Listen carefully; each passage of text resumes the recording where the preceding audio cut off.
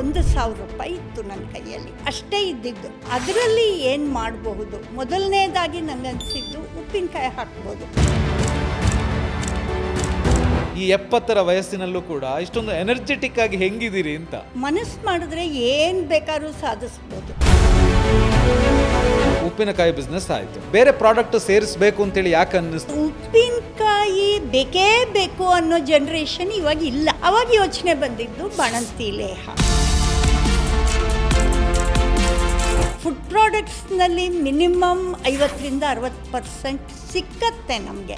ಈ ಏಜಲ್ಲೂ ಕೂಡ ಹುರುಪಿನಿಂದ, ಸ್ಫೂರ್ತಿಯಿಂದ, ಹುಮ್ಮಸ್ಸಿನಿಂದ ಬಿಸ್ನೆಸ್ ಮಾಡ್ತಾ ಇದ್ದಾರೆ. ಏನೇನು ಪ್ರಾಡಕ್ಟ್ಸ್ ಮಾಡ್ತಾರೆ ಅಂತ? ರಾಗಿ ಸರಿ, ಬಾಣಂತಿ ಲೇಹ, ಉಪ್ಪಿನಕಾಯಿಗಳು, ಮಸಾಲೆ ಪೌಡರ್ಸು, ಪುಳಿಯೋಗರೆ ಗೊಜ್ಜು, ಮಿಲೆಟ್ ಮಿಕ್ಸ್. ಯಾರಾದರೂ ಬಿಸ್ನೆಸ್ ಶುರು ಮಾಡಬೇಕು ಅಂತ ಹೇಳುವಂಥವ್ರಿಗೆ ನೀವೇನು ಸಲಹೆ ಕೊಡ್ಲಿಕ್ಕೆ ಇಷ್ಟಪಡ್ತೀವಿ?